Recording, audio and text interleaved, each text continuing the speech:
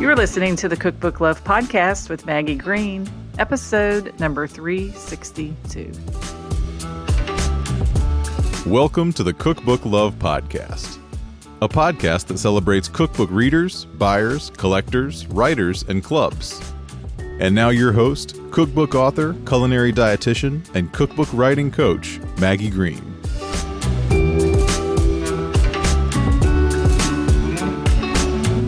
Hi, everybody. Welcome back to another episode of the Cookbook Love Podcast. How's everybody doing today?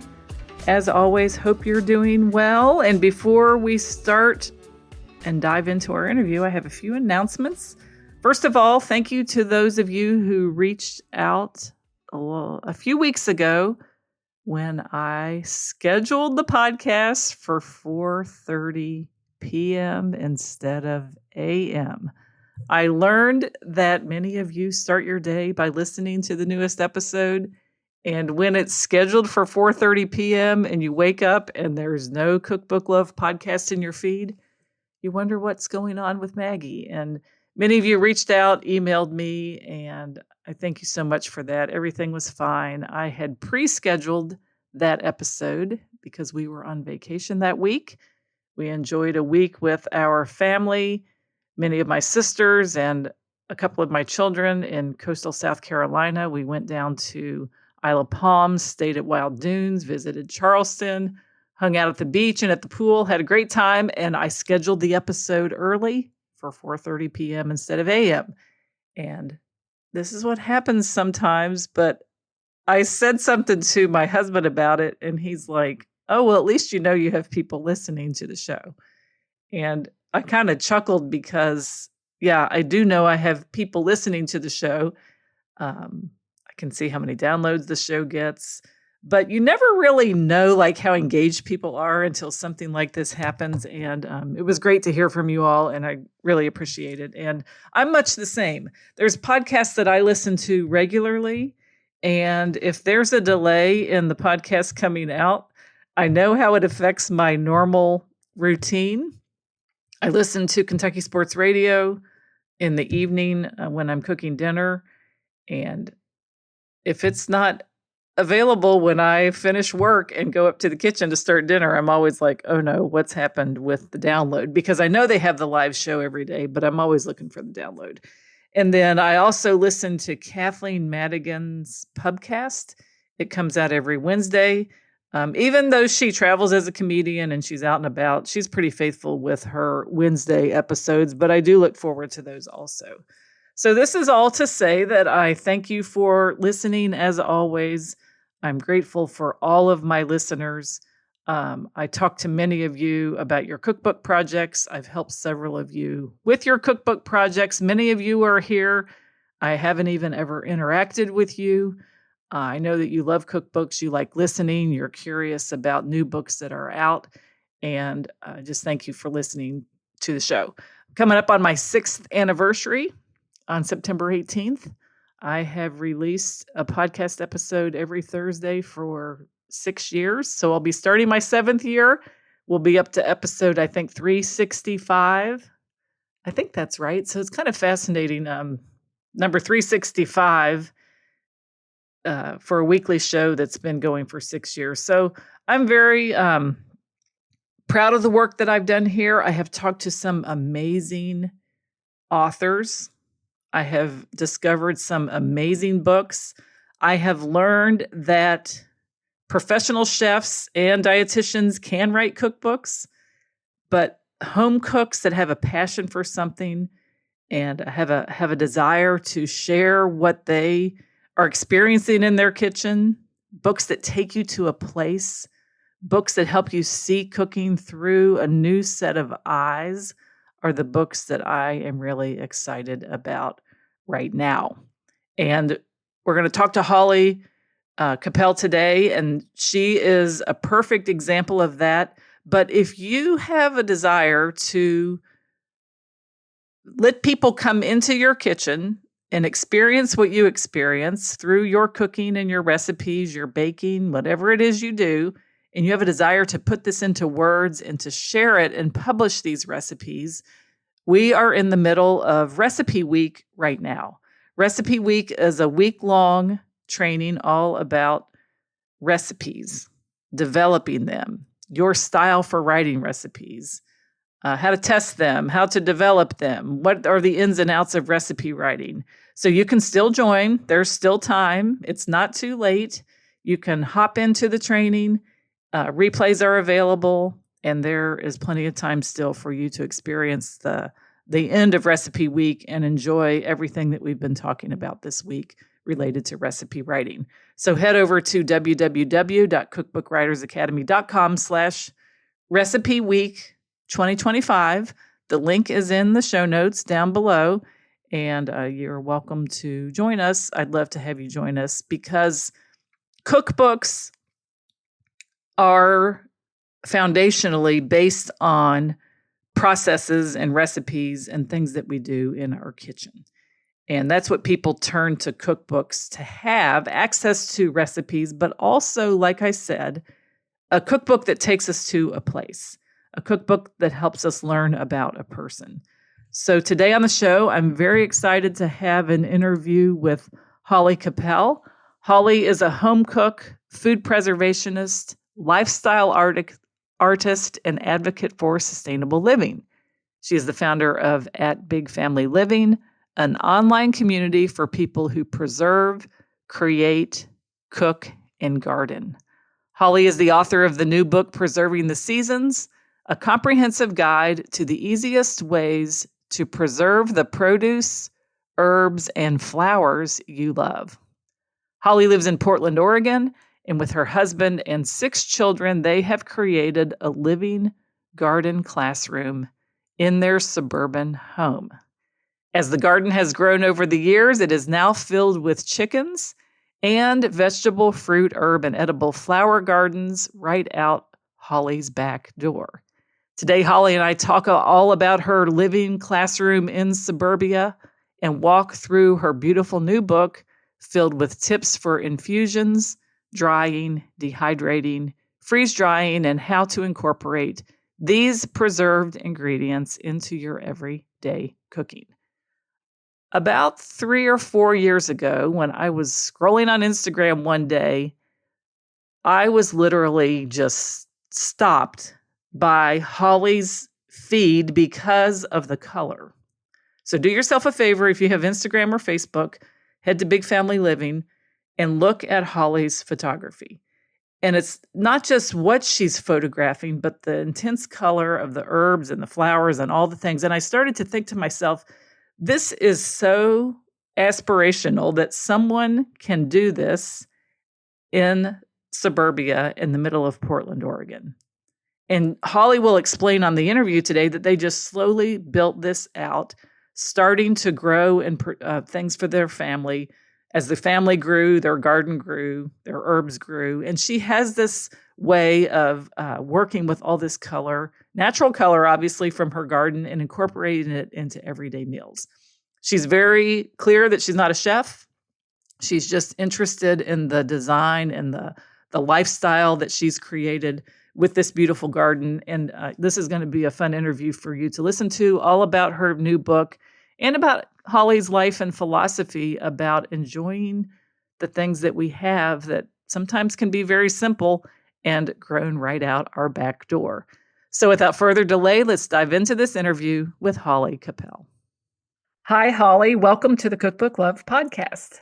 Thank you so much. I'm so excited to be here. Yes, excited for you to be here. Also, your very first book, Preserving the Seasons. But before we dive into the book and all the beautiful things it contains, why don't you tell us a little bit about who you are and what you do? Yeah, sure.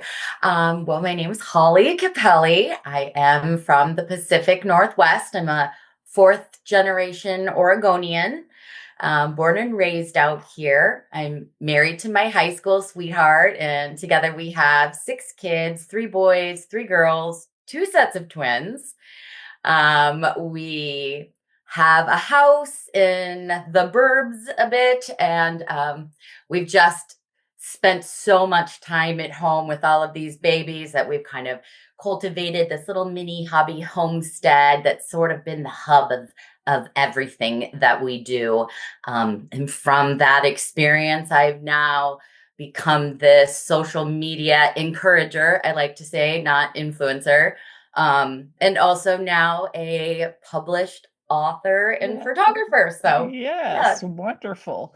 And isn't it amazing to think you started this um, in your home in the suburbs in Portland? You started this little garden which grew. And we're going to talk about that into now where we are today. Your first book is a beautiful book, but all of this really came from a passion that you had with how this garden grew and the things that you were interested in. Let's talk about that. Like, how did it start? Like, what was the first few things that you were doing in your garden?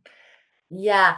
Well, it started out, very small. When we moved in, I think there was some volunteer tomato plants in the yard in a spot, and we were so excited to discover them that kind of dug them out, and from there began to add new things every year to these volunteer tomatoes. So, um, it's now grown into over 16 raised beds. It takes up the majority of our yard. It's become quite large, but we were young when we bought our first house. That took all the budget to buy the house, and so really just playing house became our focus. And so that's what we did. And the garden is just an enormous part of this playing house. For us, it was going outside and building forts, only adult style. Yeah. And so yeah, it all just kind of started from entertaining ourselves, and from there it evolved into more purposeful, valuable meaning. Yeah. And I think what you say in the introduction really spoke to me. A couple of sentences that you wrote. You said that it really did become more than just a garden. It became our together project, a living classroom for our children, a source of peace, and a way to provide organic seed to table food for our big family. With every new season, our harvests got bigger, so I began to learn to preserve, infuse, and flavor our abundance, creating custom ingredients for my cooking, or kitchen playtime, as I like to call it. And this deepened your knowledge with seasonal produce, garden harvesting. You took advantage of leftovers, food scraps, coupon days, super sales, bulk stores, and those farm stands along the road that always made your heart skip a beat, but you incorporated everything from your garden into all of that. And I think it's incredible how when we think of a garden, not just as a place to get food, but like you said, as a sense of peace, it was a project and it was a classroom for your kids. I'm sure they've learned a ton from it. So much. Yes, absolutely. I mean, yes, it was our entertainment. It was our therapy. It's where we learn. It's where we make our biggest mistakes and have our biggest wins, Yeah. honestly. Yeah. It has been so much. Yeah. And when you're interacting with your audience and your community that you have online, people that follow you, people that you're encouraging, what are you hearing from a lot of people about where they are with gardening and what kinds of things are they really wanting to learn? Yeah, I mean, it's all over the board. I am lucky enough to be able to interact with brand new beginner gardeners and avid gardeners. And so to hear where everybody's at in their journey is always interesting. But there is always that common thread among all of them, regardless of how much they're harvesting or how big their garden is. It is, we all get that same feeling. That satisfaction and the gratitude that that the garden provides. And so I always find that interesting, that it doesn't matter if you're hauling in 10 pounds of tomatoes or just a handful of them, it feels the same. Yeah. It feels amazing equally. Yeah. Because a plant, generally, if you have the right environment for it, it will respond if you care for it. Right. Yes. And learning how to grow it is the first step. Yes. It took us several years to learn how to successfully grow things, where they wanted to live in the garden, what plants they wanted to live with, Mhm. to thrive. That took a lot of time. And during those years, we weren't harvesting a lot. Once we kind of got down our growing, then we started bringing in more and more food. And then I would find that that harvest I was so proud of was molding in the refrigerator because I wasn't doing anything with it fast enough. And there isn't anything more disappointing than a moldy bowl Yeah. of berries that you Yeah. picked the day before. And so then once I started to really get the food coming and I realized I wasn't turning it over quick enough, that's when I really started to jump into the preservation side of things. And what do I need to do to make sure that this handful of berries will be viable down the road, that once I have enough, I could make some jam, so I learned about freezing them for the interim and, things like that. Yeah. Because what you divided your book then into was 3 parts: building the pantry of the staples that you can actually preserve, and then actually some infusions that you can make, and then how to incorporate that into everyday cooking. And one of the things that if people interact with you, that they can see the color, the flowers, the herbs. Something that I think is so neat to see and learn about is just these edible flowers and herbs, and then also how we can infuse them into oils and vinegar. So why don't we start um, with that a little bit, if you're willing to, and talk a little bit about, first of all, what's the gardening zone or climate that you're able to grow these in? What's it like in Portland? I am in zone 8B 8. Yeah. out here in Portland. And it's it's funny to say, because I feel like the weather is constantly changing. When I was a kid, it's different than it is now. Um, we also garden sort of year round. We take a few winter months down. We've got things overwintering, but we're able to really start successfully growing and harvesting things between March and October. Yeah, that's a pretty long grow. Well, yeah, and I live in Kentucky. We're in 6B, I think. And Mother's Day is like, you can't really put any tender things out prior Right. to that. Well, I and don't that's know. the key too, is that I Yeah, think a lot of people are thinking summer gardens when yeah, you say, March. We're not starting tomatoes in March. yes, yes. But But you have other you know, things that you're able to put in the ground and yeah, grow. And yeah, absolutely. But we can yeah, do cool weather stuff. yeah, Radishes grow year round out here. We can yeah, grow kale and spinach and things like that. So there yeah, are some things we can get going earlier before the summer garden really kicks in. yeah. So what is it? What's an infusion? So, an infusion is where you take any basic ingredient. In the book, we highlight salt, oil, vinegar, sugar, and you transform it with other flavors or colors. Um, Herb vinegar, infused vinegar is just a great example of this, where you just take a basic white distilled or red vinegar, and yes, you put a bunch of herbs and spices in it, even flowers. One of my favorite is purple basil, and you let that steep for a few weeks and let those flavors marry. And you have just the most delicious ingredient then in your pantry that can be used in marinades, in vinaigrettes. Just splash it on sauteed vegetables and on and on. And in any recipe that calls for vinegar, you will level up that flavor profile just a little bit more. Yeah. And I think a lot of times people, when they think about basil, they think about just traditional, the large leaf, green basil, delicious in its own right. But you really take a trip also in a lot of the things that you grow and use into the color space and like the different colors that are available in the garden.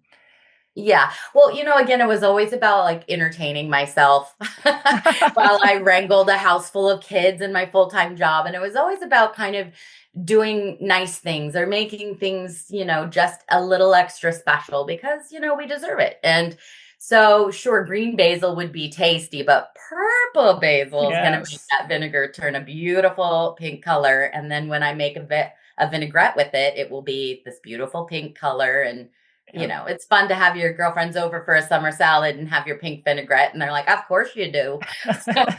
Yes, of So course I do. Right. yeah, right. Yeah. So I'm excited to share that with everyone. Yeah. One of the things that you spend some time in the book talking about is even ice cubes. Tell us a little bit about infusing ice cubes with herbs and fruit. Sure. It's just, again, it's another way to sort of level up your cocktails or mocktails or lemonade, whatever you're doing. Um, Flowers are beautiful, edible, grown organically, untreated. Flowers are a wonderful option. Herbs, a little sprig of mint or leaf of mint, a sprig of rosemary inside. I like for fall mocktails, we'll do a sprig of rosemary and a wedge of orange slice and then freeze it. And it just looks beautiful in your holiday cocktail. Yeah. Something you spend a lot of time this chapter talking about is something people don't often think of as an infusion is the simple act of making tea, soaking leaves in water to drink. And you spend a lot of time here talking about herbal teas, different flowers you can use in tea. Tell us a little bit about teas. Yeah, so herbal teas are a wonderful addition to your pantry. I I'm a coffee girl in the morning when I need to get going, but tea always has my heart when I'm feeling some kind of way. And so, these herbs, not only do they taste wonderful, and with some of the additions of flowers like butterfly pea flower that can turn your tea a special color, they also have a lot of health benefits to them, variety of health benefits that um, can offer some soothing when you need or when you're not feeling great or whatever. So it's kind of like my little garden medicine cabinet, if you will. And it's the simplest infusions to do.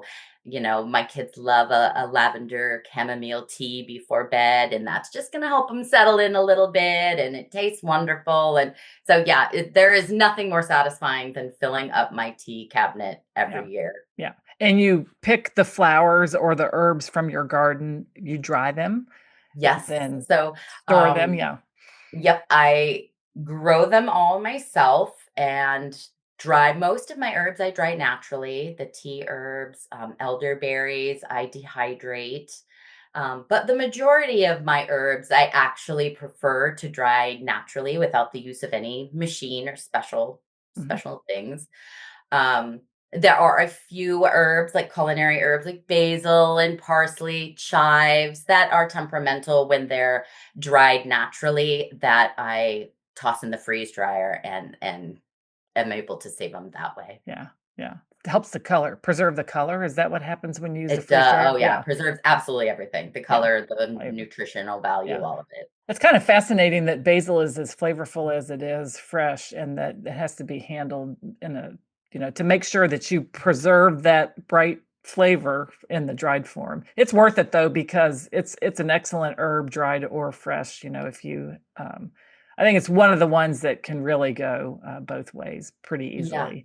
Yeah, And basil, for me anyway, is kind of it's a short-lived herb out here. yeah, Rarely do I have a giant jar of it yeah, on my shelf. That's when I'm really using up fresh, yes, and then I usually don't have enough to stockpile yeah, of basil. yeah. But it's a wonderful one to have a little basil infused salt, a little bit of basil vinegar, maybe an oil, basil infused oil. Then you've got it in all of these other different forms that you can use throughout the year, even long after basil season is Yeah. over. And I've found basil is even easy to grow. If you start some seeds, it can be a simple way to start the seeds. Plant the seeds. It loves the heat. Plant them next to your tomatoes. It just does great. I mean, ours this year is just like it's going crazy. And I use it, but it's still just very bushy, and it's been beautiful. Oh, you're lucky. Mine's not bushy. It's not happy. I don't know if we've Not as had happy. water. I don't know what it is. I don't know what it is, but this year it's done particularly well. So tell us about the salts. I would be interested in learning if people have herbs, how they make a salt out of the herb. Yeah, well, herbs are a great way to add kind of again another flavor level to your salt when you're incorporating some of the flowers, say for color, which I do often. You're not going to get so much of that flavor. You're not going to say, "Oh, rose salt." You're going to taste it and say, "Oh, salt. That's pink." Yeah. So I like to combine mine. So I'll do like a rosemary salt so that it takes on that color but then also has a little extra flavor that I'm going to Hmm. include in the dishes. Yeah. And I really love these infused salts for baked on top of baked breads. I love, of course, to just, season my sauteed vegetables, or if I'm barbecuing meats.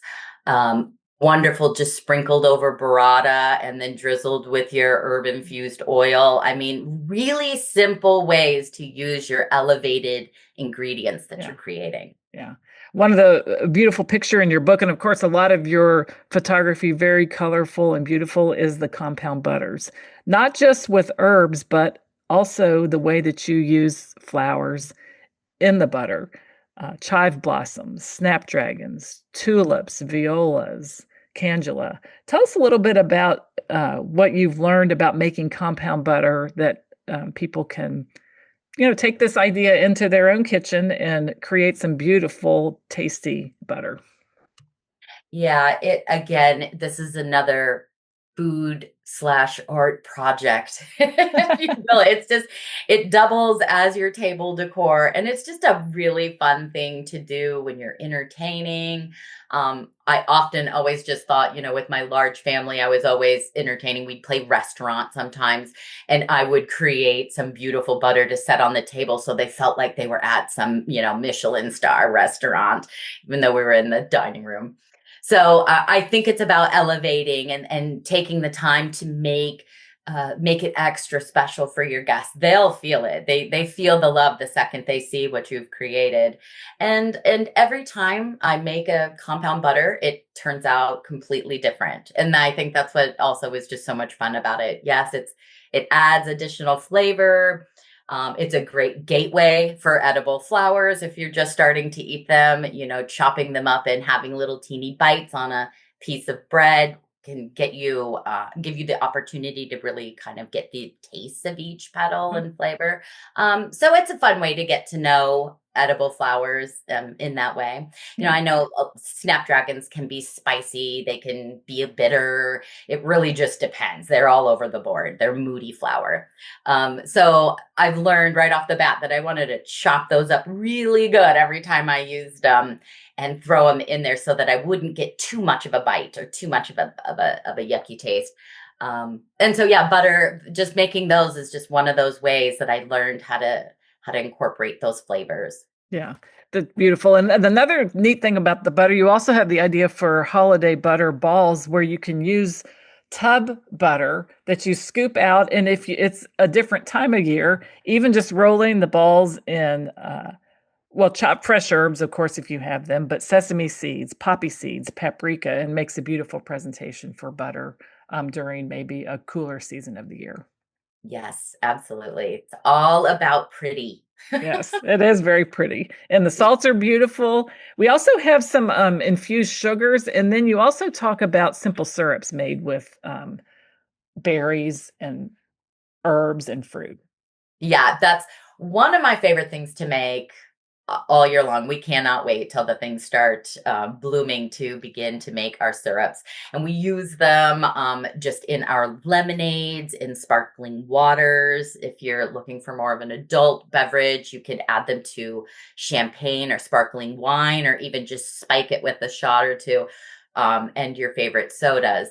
But it's a great way to savor handful harvests and get the flavor. For example, I am growing red currants, and this is the first year I was able to get enough of a harvest to be able to do anything with, but it wasn't big enough to make any jam or anything yet. So I turned my cup and a half, I think it was, of red currants into a simple syrup. And then I took that mash, the leftover berries from the simple syrup, added some fresh mint, a couple cups of water, brought that back to a boil and simmered, made a tea with that I chilled and enjoyed as iced tea. And then we used our simple syrup to make some fruit rolls that we dehydrated. And we put the rest in some summer mocktails that we just enjoyed out by the pool. So a cup and a half of red currants from my backyard turned into 4 different, ways that we could enjoy that flavor of the season. That's nice. Yeah, what a great way to be able to extend that. And also, it sounds like it was to get to the point where you have a cup and a half. I mean, you really do savor having that and finally getting the produce that you wanted from, because some plants, it takes maybe a couple years for them to really get going. Yes. This was our third year for the currant, and I, got a handful. I could taste them last year, but this was the first time Yeah. I needed a bowl. And yeah, so it's very exciting. Next year, I'll have much more to play with. Yeah, it is exciting. Very exciting. So tell us a little bit about dehydrating fruit. Oh, I love And to dehydrate yeah, and if fruit. you can talk a little bit about what works well, and maybe if there's any equipment that people need, or what ways we can dehydrate fruit, because it's really an interesting way to save fruit. And I've seen dehydrated fruit, I feel like more and more, like in magazines, used in recipes. It might be in beverages, cocktails, garnishes. I'm sure there's other ways that you even recommend using it that I'm not even really able to describe here. So tell us a little bit about that, the dehydration. Yes. So dehydrating fruit is a wonderful way to be able to get the benefit of it all year long. So for example, strawberries is an easy one for us.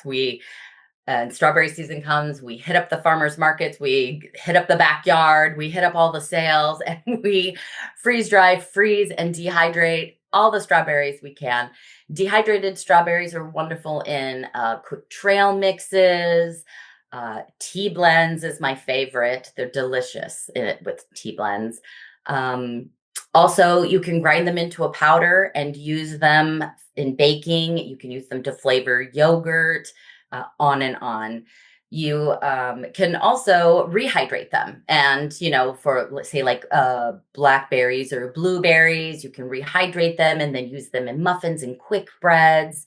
And that's really the coolest part of this book. That's one of the things I'm most excited about, is that there are a lot of books out there teaching you how to preserve. And that's great, but once you've got that full jar of strawberries, when the heck do you do with it? Yes. And so I'm really excited to get this book in the hands of readers so that they finally know what they can do with their treasured jar of dried strawberries. Yes. Yes. And then you talk about another type of dehydrating, but freeze drying. And I think this is something that people wouldn't imagine they could do at home.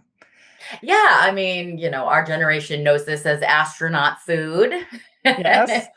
Yes, but it's now an appliance. It used to just be a commercial situation, but they make them now that are for home preservation, and they come in a variety of sizes. The smallest one would still be about the size of like a mini refrigerator, and it's got several shelves in it.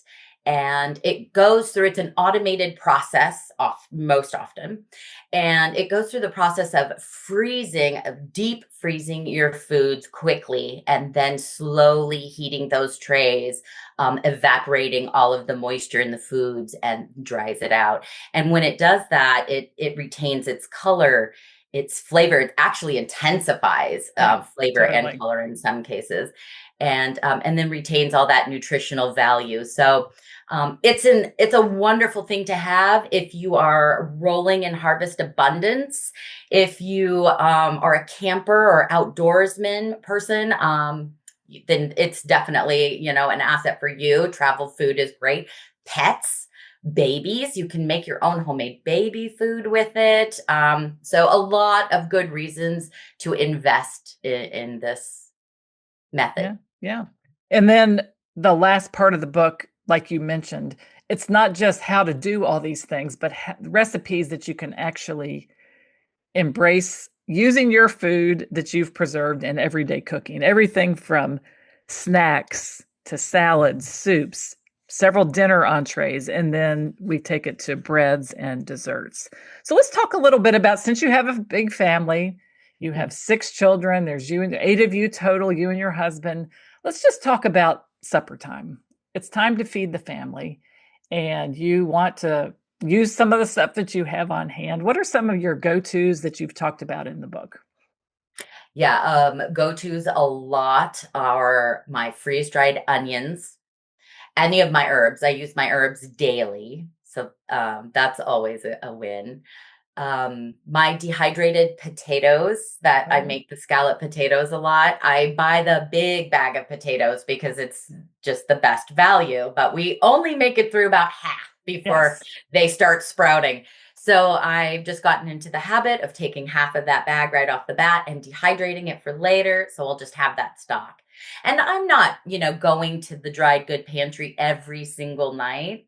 Um, if it's fresh available, I'm going to opt for that. Yeah. But there are times where I don't feel like going to the grocery store. I've got sick kids at home. We can't leave, or budget's too tight for grocery shopping this week. Then I'm really, leaning on the pantry. And then it becomes a fun, the game Yes. show all of a sudden, like, what can I make when we think we have nothing in the house? So yeah, I really love to lean on just the little ingredients, the simple things that I can then create into something. I'm not preserving like the whole meals. I don't can soups Yes. a Yeah. lot. Yeah. For me, creating it is the fun. So I'm preserving all of the ingredients I Yes. need to then play in the kitchen. Yes. And salad bar. Let's talk a little bit about salads. I think that people, I don't know, people I think, well, I've just got to buy a salad kit at the grocery. It's like something I've got to stand and chop. But when you have the infused vinegar on hand, like you said, it really does not take a whole lot more to make a fresh salad when you have some of these infusions. What's your favorite way to make a salad, mix up a salad for a family that the family's going to enjoy? Yeah, well, if the whole gang is going to enjoy it, then it's going to be full of all kinds of things. Homemade croutons is always a good thing. Whatever is fresh in the garden, so maybe sliced radishes, a variety of greens. I often throw in herbs into my salads too, just because I've got them available. So there might be some torn basil leaves in there, adding a nasturtium. And I like to tear up my flower petals. I don't leave them whole. If I do, they'll all be left over on the plate at the end with the kids. So I tear them all up into smaller pieces. But nasturtiums offer a nice spicy little bite in your salad that's super complimentary. And then you can use your infused vinegar, maybe a wild violet vinegar for that salad. And then the next day, you change it up and you change your vinegar that you're adding. Maybe you're adding bacon bits instead of croutons. Maybe you're throwing in a little cheese, and then again, whatever is from the garden. So Yeah. I feel like I could turn salad into a different dinner every night very easily with these, Yeah. custom ingredients. Yeah, I would for sure see how that's possible. And I also think that you have a section on breads, sweet tooth cookies, things like that. And I would think that there's probably some base recipes in these chapters that, with the addition of flowers or herbs or flavors, can be taken in a lot of different directions. I think one of the ones that comes to mind for me is focaccia, and how you can actually have this bread base, but do many different things with the toppings. Yes, absolutely. Focaccia is a big one around here. Yeah. Everybody loves it, but they don't always love it when I over garden it up. When I do too many flowers of things. So sometimes I love to change it up and turn, my red bell peppers into a flower shape. And you could just use your cookie cutters and just cut the vegetables out and then use your shapes. Radishes, just a circle radish makes a beautiful little flower center, and then you can, take herb leaves. And so I've kind of found other ways to do my food art, but not always make it with edible flowers necessarily. I think it's kind of funny. I can just envision you like saying, "Oh, tonight for dinner we're gonna have some focaccia," and you bringing it to the table. They're like, "Mom, like, did you have to like put like all of these things on it?" Because with what I've gathered about what you love to do is it makes it beautiful. It is like an art project with food. And sometimes when people are hungry, they're probably like, you know, seriously, do we have to like? Yes, I know. Whenever people come over for dinner, I always have to ask them what their allergies are. Do you Yes. have any outdoor allergies? Otherwise, it might all show up in the food. Yes. Also, the ice cream sandwiches, a rosemary citrus bundt cake, um, and some really beautiful little simple sugar cookies that you can use edible flowers on the top for the decoration. No other real garnishing needed when you have something like that. Yeah. And what's really great about these recipes too is that this is my version, this is my go-to version, but you can change them up by using the infused sugars you have. If you have a rose infused sugar, then make that sugar cookie, with that rose infused sugar and sprinkle a little on the top and go that extra mile to make it that. Yeah. Lavender is another lovely addition for a sugar cookie. So I try in the book to give ingredient suggestions, like here's my recipe inspiration, but also, keep an open mind as to how you can change up what you have, what's in season, and what's in your pantry. I mean, if you don't have purple basil vinegar in your pantry anymore, certainly just change it up Yeah. to fit whatever you have. Yeah. So, how did you get started? You had a family, you're doing the garden, but in terms of like your social media, where did you really start to gain traction in that space? Yeah, I've been on it for a couple years now. My kids set it up for me when they were just teenagers. It was their way of kind of getting me out of their hair. And so they helped me set it up and showed me what I was doing, and we began posting. And the idea was just really to connect with other people. I mean, they would always say, "Mom, you should share, what you're making with people." They would think it's interesting. I think they were starting to feel like some of my dishes were wasted on them because like we're the only ones that see it, but that's what made it so special.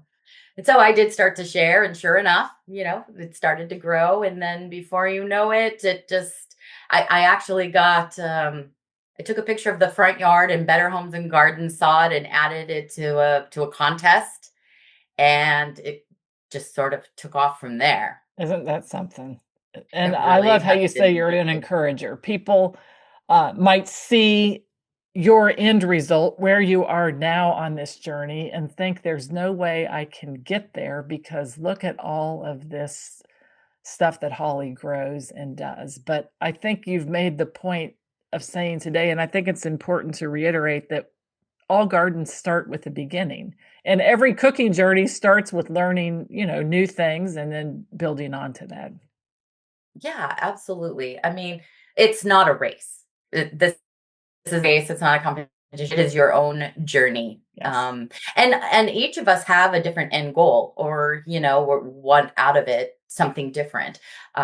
So yeah, and also I find myself, you have a large following and they call you a social media influencer, and you use your large following to influence them to buy things. That's not me. I don't buy things, so I really can't do that. I'm buying it at the Goodwill. So Yeah. um I can't do that. But what I can do is I can encourage you on your own journey to continue to do what fits for you and your family. I think a lot of times people say, "Oh, well, that's a homesteader that lives on acres, and I'm never going to be able to do that. I live in the city." Well, instead of trying to emulate that, what think about what really can you do. You can hang some pots off of a balcony. Probably you might have a patio where you can have a pot or two of herbs. There are still some things we can do. It would just look a little bit different. Yeah. So I've got a large lot in the suburbs. Believe it or not, I've never had dreams of country roads or or lots of acres. I love living in the city. I enjoy being a city girl, and I like having my cake and eating it too. Yeah. So, I think growing wherever you're planted is important, Yeah. and respecting your journey. Yeah. And plants, there's so many different kinds for any different kind of an environment you would want to grow them in. And if you just have a small area, patio, there are plants that are perfect for that. And Absolutely. tomatoes grow great on a patio. Basil grows great. You can do some. I've even seen people do a variety of a simple bush bean, and there's just a lot of different things that you can do, and that's not even scratching the surface of flowers and herbs and Yeah. annuals, probably even some, just greenery, beautiful, or, even some perennials. We have a pot of, I think it has rosemary, thyme, oregano, and every year it's too cold in Kentucky. I think it's some of those are only hardy, especially the rosemary, to maybe 10 degrees Fahrenheit. Can get pretty cold in February. So we just bring it into the garage, and it's out of the cold weather. It's still in a cold environment, and it kind of dies back, and then we just trim it all up, take it back out on the patio, and every year it just goes like boom, it just like comes Yeah. back. So it's really, really amazing to see. And I think that gardening, if you're a cook and not into gardening or growing things, it's like such a logical next thing to try, because there's so many things that they just go perfectly together. And Yes. the color. And so when you think about your book, this is a big deal for you. Your first book. What do you really want people to know about this whole concept of preserving the seasons? Yeah, I think what I'm really excited to share with people is that there are ways to preserve both short term and long term. So that handful of berries that isn't enough to make the jam with yet, we can flash freeze those and collect them up until we can make that jam. And I think for me, being a backyard gardener, not a lot of preservation books spoke to me. They were always high amount, lots of jars, and I'm small batch. I'm handfuls. So I'm really excited to speak to other small batch growers and handful harvesters that can still take advantage of the flavors and the food that they're growing themselves. Yeah. Yeah. What was your publishing journey like? You obviously were active on social media. You have built a community there. How did you make it to the book space? Yeah, well, I think fate had a lot to do with all of this. I was just abruptly ending a 25-year career in radio advertising, which was my entire adult life. So it was pretty much my identity. Yeah. And I felt like the rug was swept out from underneath me. I'm almost 50.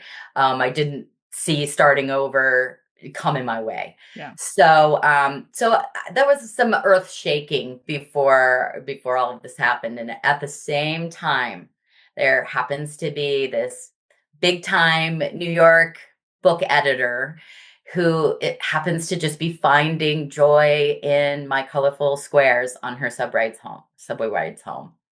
And she winds up DMing me. And it goes into the little, the section of you better check it. I don't know if they're Because you don't know, they don't know, you don't know them. They don't right. know Yeah. you. Right. Right. So it could be spam kind of a thing. And so it's just funny that I even saw her message and I took a chance and reached out. And about a month after I lost my job, I had signed that book contract. Wow. That is amazing. Yeah. Yeah. And I tell people all the time that editors and agents and people who publish books are humans riding home on the subway, on a bus, in a car. They're on social media. They're just following along with people like we are, because that's what they do. Yes. And you never really know. And another thing about that too is for all of like the magazine features I received or anything like that, uh, they've always mentioned a post or a photo that I've shared that really didn't get a lot of traction. Yeah. And I've always found that amusing. Sometimes we are measuring our worth or the value of whatever we're sharing by the number of likes or views or whatever is seen. But honestly, it doesn't really matter if hundreds of thousands see them. It's just that one person Yes, that matters. To. And so, yeah, I have had, more than one. So I can tell you there is a pattern here. Just continue to just keep sharing what you love. Continue to share the things you make. The right people will see it at the right time. 100%. What's changed in social media since you've been starting? For me, I hide. There's too many people. So yeah. I kind of went under my bed a little bit. Because I'm used to just being in the backyard and doing my own thing, and it was very fun and exciting to give people ideas and I want to share and encourage, but I hide. I'm behind this. I'm not taking the selfies with my broccoli harvest and posting that. So I'm getting used to this part of it. I like it. I just don't They just don't know them. I know. The beautiful thing about a book, though, is this book has the potential to reach a whole group of people that maybe don't even know you from social media. Yeah. And I think the thing that I've realized over my years of working on cookbooks with cookbook writers, talking about cookbooks, is there's so many people in the world. So many. And we think we know, but we don't. I mean, it's just so many people. And so your book is, to me, the logical next step. Of course, it's leapt into the genre that I and all of our listeners love the most, and that's the printed word around food, and not just the stories, but the recipes. What was it like to write this, as opposed to all the other things you've done? You've had a big family. You still are raising children. You've built this urban garden. You've, had been successful at working and using social media. But what was writing the book like? It was without a doubt the hardest thing I've ever done, for sure, because I wanted to give it everything and more. And of course, I had to cut thousands of pages and words, or thousands of words, because I went too far. I took it so far. I didn't know when to stop with this baby. It was like living, eating, sleeping, breathing this book for 3 years. I worked into the night. I tested recipes at crazy hours. It was like nothing I've ever done. And it was just so rewarding and so amazing, and sometimes just terrifying. And, but I wanted to do this so much because on my social media, I'm comfortable in sharing videos, kind of bringing you in for a minute, letting you feel what I'm doing, kind of sharing that, the vibe, if you will, with you. That's what I'm good at. That's what I enjoy doing. Not so much everyday recipes and watch me cook this. I know there's a lot of people out there that do all of that. And that's wonderful. There's a lot of like how-to accounts, and they're showing you and teaching you these things every single day. And that's wonderful. But that's really not me. Mm-hmm. But I do want you to know how to do these things. So this book was finally my way of doing it my way.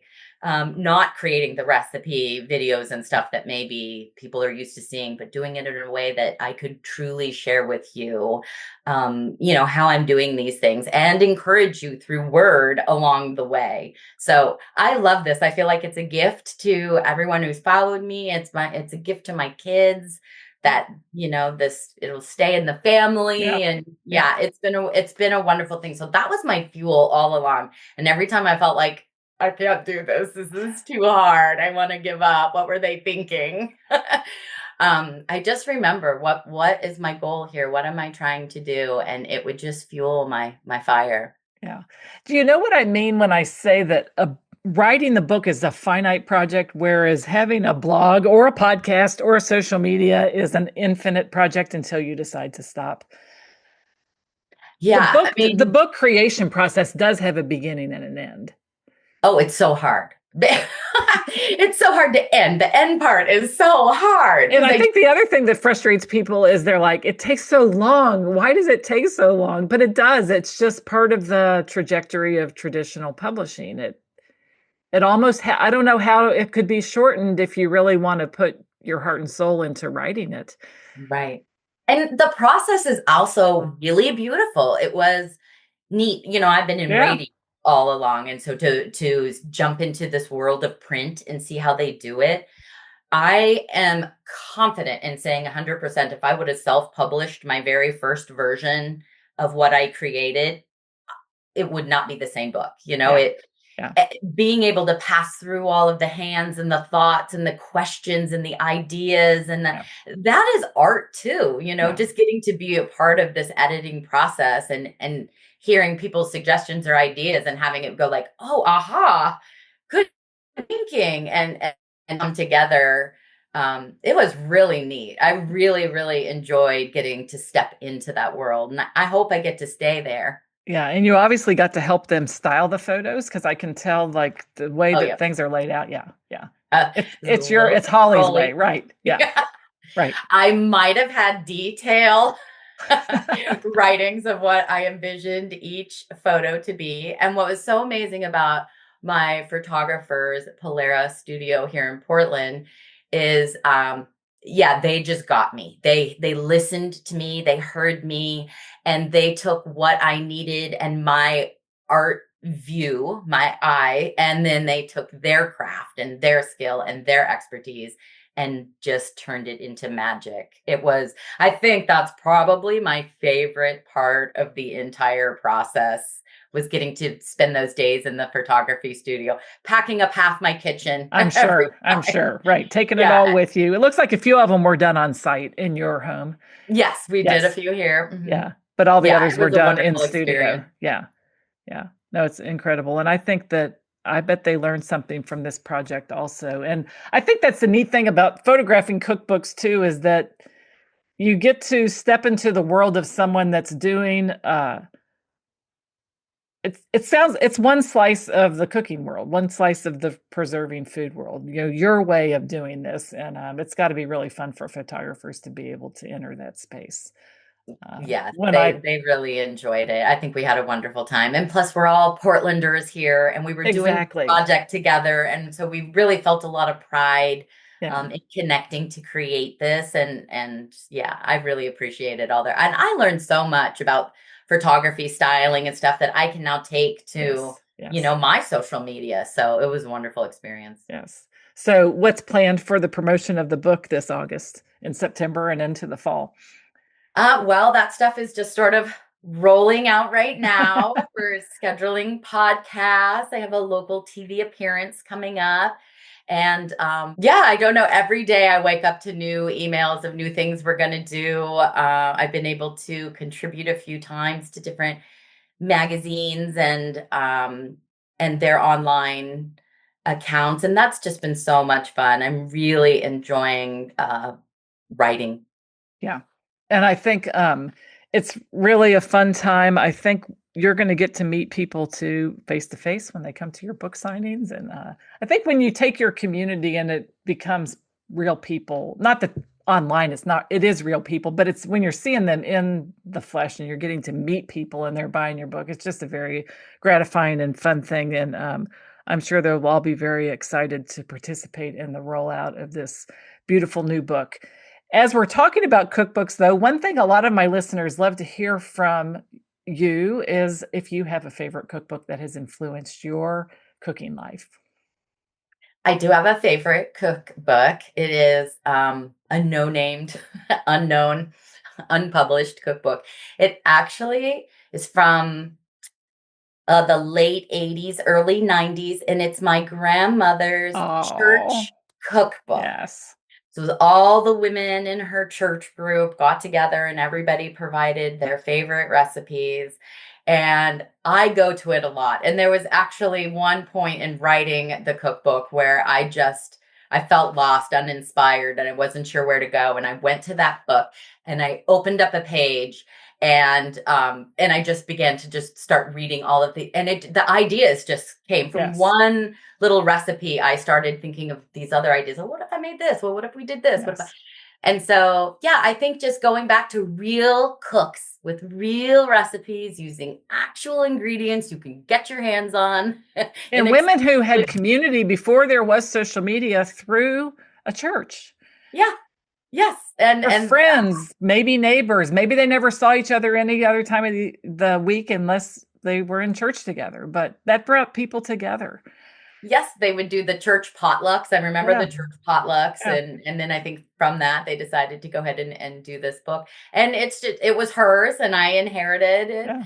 And it's a treasure. I love it. Wonderful. I actually have both my grandmother's cookbooks, and my favorite thing to do is flip open and see their handwriting. I know. See them cross out the measurements and put new measurements on there. And it just makes me want to make the recipe the way grandma said to. Yeah, exactly. So, yeah. Because, oh no, you got to increase this or take this out. It's making the recipe their own. So Yes. I won't have a link in the show notes, but everyone who's listening, if you have a community or church cookbook in your collection, pull it out in honor of Holly and her grandma and get inspired by what you find in that book. There's just tons of them out there. I always see them. I love to go to used bookstores and see them all the time. And I always think that the community ones are almost the saddest ones for me to see, like on the shelf. Like if I see a book from the Time Life collection, I'm like, oh, that's cool. I don't know if I have that one or not. But the community ones are just so personal. It just breaks my heart that they had to be like separated from their owner. I know, they're full of those hand-me-down recipes. I mean, Yes. I think sometimes people think they're just all fruitcakes, but No. And no, they do they're- have regional flair. Like we went to Door County, Wisconsin last year on a vacation, and I always try to buy a cookbook when I go. And this was a community cookbook, a church cookbook, and it might have been in an antique shop. I found it. It was like from that area, and it has regional vibes, even just a community cookbook like that. Probably, I mean, it's just the names of things, what they called certain dishes, the names of different cookies. It was really, really neat to look through. That is neat. It Yes. was very neat. True Yeah. home cooks. True They always home cooks. know. They always Exactly. know. They do know. So how can everybody connect with you online? Yeah, you can find me mainly over on Instagram at Big Family Living. I'm also on from there. There's a link in my bio where you can find all of my extras from there, but I share mostly on Instagram. Very good. We'll link to that also in the show notes. And also your beautiful book, Preserving the Seasons, a guide to canned, jammed, frozen, dehydrated, freeze-dried, quick pickled, and infused produce, herbs, and flowers.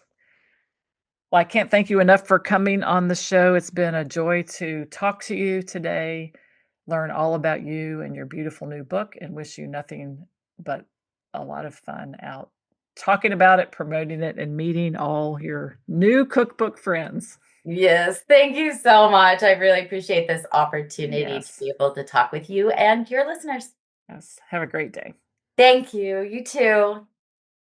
Thank you so much for joining us today for this episode of the Cookbook Love Podcast. Again, all the links can be found in the show notes at www.cookbooklove.co. And if you are interested in writing a cookbook of your own, please check out the free cookbook writing masterclass called How to Get Paid to Write a Cookbook.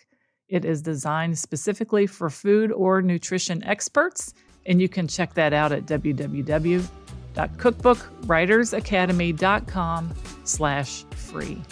So that's it for today's episode of the Cookbook Love Podcast. This is your host, Maggie Green. And until next time, have a great day and keep loving your cookbooks. Thanks for listening to the Cookbook Love Podcast. You can find out more information at www.cookbooklove.co.